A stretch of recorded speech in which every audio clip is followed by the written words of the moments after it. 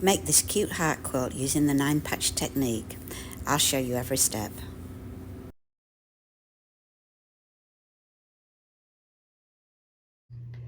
I've made a little drawing here of the way we're going to lay this quilt out. I've laid all my 3.5-inch squares up on my design wall, and I've done it that way just because on this particular quilt I wanted to make sure I didn't have squares next to each other that were the same. If you're making this out of scraps and you're not bothered about that, you wouldn't even have to pre-lay that out. You could just make your squares and put them all together later. So this quilt is a heart shape and it's made up of 4 rows, and in each row there are 5 blocks. Each of these blocks is a 9-patch. So a 9-patch is 3.5 squares. Now the A blocks are the simplest blocks. They are just the heart colours. So in this quilt there are 4 A blocks. So we'll go ahead and make those first. Here's this 9-patch that I'm going to make. You're actually looking at it upside down, so it's just because of where my camera is. I'm going to sew 3 at the top together, then these 3, and then the bottom 3. When I've done that, I'll sew the 3 rows together and my 9-patch will be made. And as I'm making each block, I'm putting it back in position onto the wall, because otherwise I'll just get, I'll just have them all mixed up, and I want these to stay all in the right order.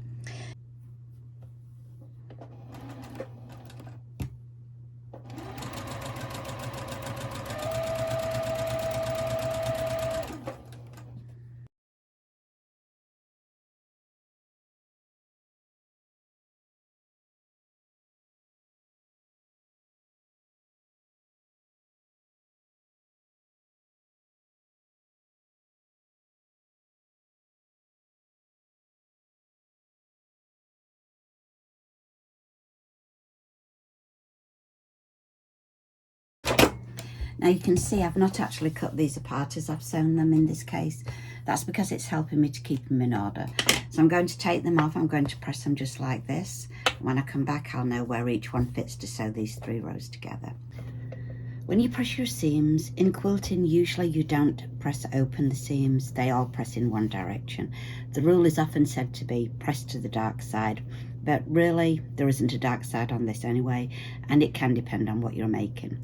So in this case I want to press in opposite directions as I'm making this, so these go this way and these go that way, and that's so that when I turn it over and sew these 2 together, put them face to face, I can nest these seams together and that'll make a nice finish. So I hope you can see that the seams on each side, and just push them together there. And you can kind of just rub your fingers over them and it helps them to set together. They'll match nicely now when you press them.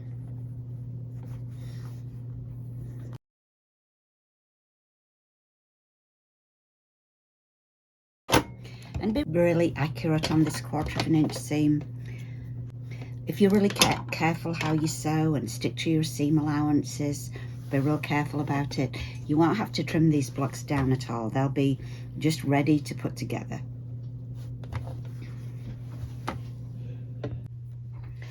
The next one we're going to make are these 2 B blocks. For the purpose of this quilt, I think it'll be easier if I just call all the heart blocks the pink squares and all the background blocks the green. The B blocks are made up of 6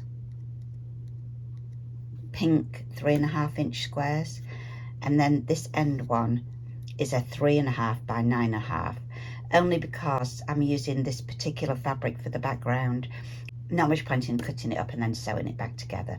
Now if you're doing a scrappy quilt and all your centers are dark and all your outers are light, then just go ahead and do 3.5, and then this will again just be a straightforward 9-patch block. So we'll go ahead and sew that one. This one's 6 3.5-inch squares, and the third, this will be the equivalent of 3 when it's sewn on there. So to sew this, all I'm going to do is sew A to B, A to B, A to B, and then the 3 strips. So let's go ahead and do that.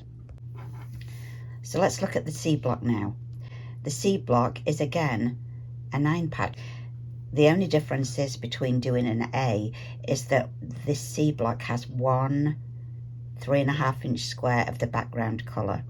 So when you lay your 3 rows of 3, figure out where you're going to put it so that your background block is in the right place, because you can see that they're oriented a different way.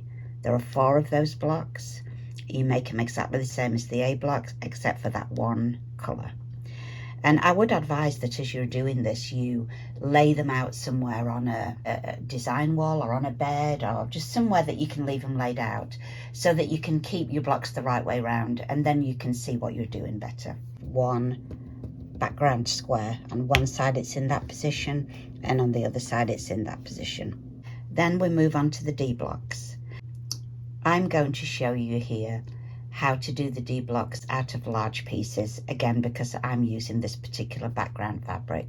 So I'm going to repeat what I said before, which is that if you're just doing all light, you could cut this in 3.5 inch squares and make all light blocks. What I'm doing is a 3.5 inch in pink, a 3.5 by 6.5, and a 6.5 by 9.5. And I'll show you how I'm going to sew that together. And again, just be careful where you put the 3.5 of a different colour, because it changes position where your block goes. And you're going to have 1, 2, 3, 4, 5, 6 D blocks. And as I said before, if you prefer just to do the 3.5 inch and sew them all together, then that's fine. These are D blocks, so even though I've stopped showing you how to put the 9 patches together, because that's really quite obvious now, this one is a bit different, so I'll just show you this one really quickly. It's just 3 pieces, the 3.5 inch pink, and then the larger, this is a 3.5 by 6.5, so those two will be sewn together, and then the bottom piece is 6.5 by 9.5, and once I've put those two together, that'll just sew to the bottom of that. The only thing with this block is you do have to look at your chart and make sure that you put this in the right place, because in some of them it might be this way around. So as long as you look at your chart and see which direction it needs to be going, that should be good.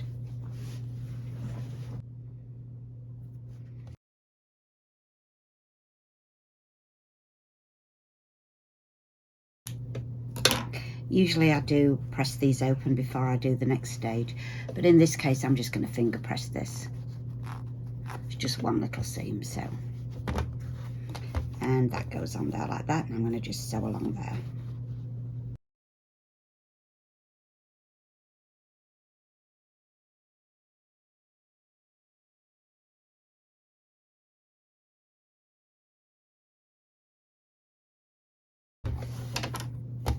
Now if this was a scrappy quilt, these large pieces would just be all 3.5 inch squares, and you'd just sew them in a 9 patch just like the rest of the quilt. So the next 2 blocks are E and F, and they're both just unique blocks. You're going to make these separately from the others. There's only one of each. Again, if you lay out your pieces, you can see the 9 patch shape. And again, I'm doing a 3.5 by 9.5 for this top. Green in the center is a 3.5, and the others are just the heart colors. And I'm just going to go straight on and talk about the F, because it's the same kind of idea. It's a 9 patch, but these 2 bottoms are background fabric.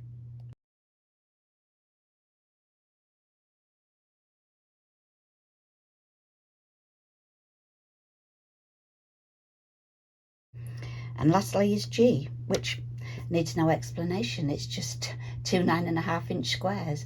Or again, if you're using the light fabrics, you can make it out of 9 3.5 inch squares.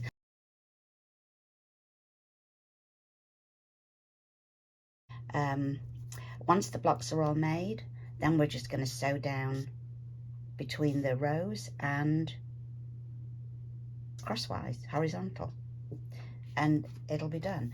At the end though, I am going to add a border at the top. I want there to be green all the way along the 2 edges. 4 rows are up on my wall now, and now I'm going to sew row 1 to row 2 to row 3 to row 4. Just put them right sides together and sew along that long seam. So I've pinned my first 2 long strips, and I'm just going to sew this together.